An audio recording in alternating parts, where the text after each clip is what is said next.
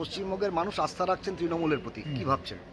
সেটা আমি বলবো আগে কাউন্টিংটা শেষ হয়ে যায় তো হতে পারে, কিন্তু মেন ভালো খবর হচ্ছে যে আমাদের যে অ্যালায়েন্স যে আছে, ইন্ডিয়া অ্যালায়েন্স, তো ফিগারটা বাড়ছে। এটা সবচেয়ে খুশি খবর যে ইন্ডিয়া অ্যালায়েন্সের ফিগার গোটা দেশে বাড়ছে। তো এমন এই হতে পারে যে আমাদের সরকারেও আসতে পারে, এটা আমাদের আশা আছে যে হতে পারে। আপনার বাবার সঙ্গে কোনো কথা হয়েছে এখনো পর্যন্ত? না, এখানে তো ফোন অ্যালাউ নেই, যতক্ষণ আমি বেরোতে পারছি না, মোবাইল অ্যালাউ নেই। তো আমি বাবার কাছে যাব, দেখি একটু আরও মার্জিনটা বাড়ুক, তারপরে যাব। ধন্যবাদ। এই মুহূর্তে আপনি এগিয়ে আছেন মালদা দক্ষিণ কেন্দ্রে, এবং কি ভাবছেন এই মুহূর্তে, মানে এবং সারা দেশেও বিজেপি খুব স্বস্তিদায়ক অবস্থায় নেই? হ্যাঁ, না, যে লাগছে যে আমি তাই বললাম, আমাদের লিডাররা রাহুল গান্ধী এবং আমাদের এআইসিসি প্রেসিডেন্ট খার্গেজি, ওরাও বললো যে এইগুলো পোলিং ঠিক নেই, মানে হয়তো পেড চ্যানেল অনেক হয়ে গেছে দেশে। তো যে রেজাল্ট আমরা দেখছি খুব মানে কাছাকাছি হয়ে যাচ্ছে, মানে এখন মাঝে মাঝে বিজেপি না এনডিএ, বিজেপি ছেড়ে দেন, এনডিএ 270 হয়তো পৌঁছাতে পারবে না, মাঝে মাঝে মানে যে ভ্যারি করছে সারাদিন। তো আর আমরা খুব খুশি যে এখন অবধি আমাদেরকে লাগছে, যেমন আমরা বলছি প্রথম থেকে আমাদের লাগছে আমাদের মালদাতে আমরা 1 নম্বরে আসবো, সাউথ মালদাতে আমাদের 1 নম্বরে চলছে। আর যেভাবে আমরা বিভিন্ন কাউন্টিং রুম থেকে খবর পাচ্ছি, আমাদের লিড আরও বাড়বে কিছুদিনের মধ্যে। ওয়েস্ট বেঙ্গলে তৃণমূলের বিরুদ্ধে আপনারা লড়েছেন, যদিও ইন্ডিয়া জোটে তৃণমূল আছে, কিন্তু পশ্চিমবঙ্গে তৃণমূল সুইপ করেছে, এবং সেখানটায় আপনাদের পিসিসি প্রেসিডেন্ট মিস্টার চৌধুরী তিনিও পিছিয়ে আছেন, কীভাবে দেখছেন? দেখুন, অধীরবাবু হচ্ছে একটা আমাদের লড়াইকো লিডার। তো আমার মনে হয় কাউন্টিংটা শেষ হয়েছে, এমন হতে পারে যে উনি, আমার আশা আছে উনি জিতবেন শেষে, মানে ফুল কাউন্টিং তো হয়নি, আরও অনেক রাউন্ড বাকি আছে। তো উনি একটা সব ওয়েল নোন লিডার, সবাই চিনে ওনাকে, আমার মনে হয় উনি শেষে উনি। হিসাবে আপনার বাবা যে ভোটে জিতেছিল 19 সালে, এবার কি মার্জিন? হ্যাঁ, আমাদের আশা আছে যে মানুষের দু আশীর্বাদ যেভাবে পাচ্ছি, আমাদের মার্জিন ওর থেকে ভালো। একটা প্রশ্ন, সেটা হচ্ছে আপনাদের ভারত জোড়ো যাত্রায় রাহুল গান্ধী দীর্ঘদিন পশ্চিমবঙ্গে সময় দিয়েছেন, প্রধানমন্ত্রী এবং অমিত শাহ তারা পর্যন্ত পশ্চিম স্টিল নেই।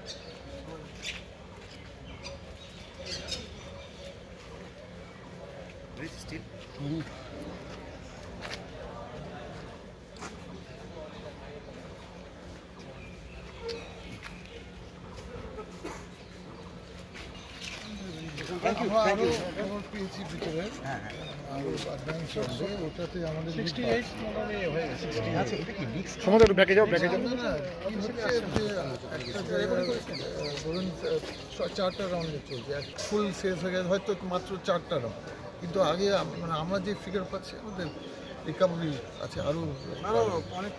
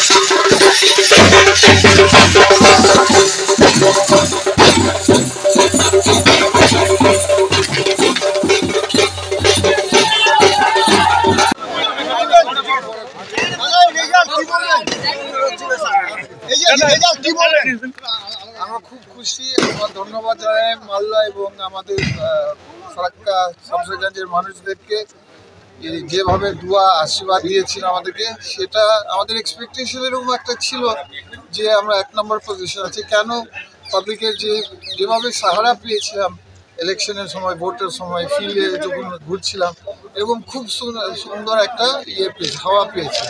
আর তাছাড়া ভোটের পরেও সে সাহারা কমেনি, সবাই যত পাবলিকের সঙ্গে মিশিয়ে বলছে না কংগ্রেস জিতছে, কংগ্রেস 1 নম্বরে করছে। এবং সবসময় আমাদের মনে রাখতে হবে দুজনের নাম, বরকত গনি খান সাহেব আমার জেঠু, উনি আমাদের যে ইন্টারাকশন দিয়েছে রাজনীতিকে, আর আমার বাবা যে 4 বার সাংসদ ছিলেন মালদাতে, উনিও আসবেন কিছুক্ষণের মধ্যে। আর আমরা খুব খুশি, আর আমরা খুব ধন্যবাদ জানাই যে এরকম ভালোবাসা পেয়েছি মালদার মানুষের এবং ফরাক্কা শামসুগাজের মানুষের। এরকম এটা একটা ভালোবাসা, এটা বলতে হবে ভালোবাসা। আর মানুষরা আরেকটা কারণে ভোট দিয়েছে, সেটা হচ্ছে ওরা চাইছে যে আমাদের ইন্ডিয়া অ্যালায়েন্সে রাহুল গান্ধী যাতে উনি প্রধানমন্ত্রী হোক, একটা নতুন প্রধানমন্ত্রী, ওরা পরিবর্তন চাইছে। মালদার মানুষ তো আগে মানে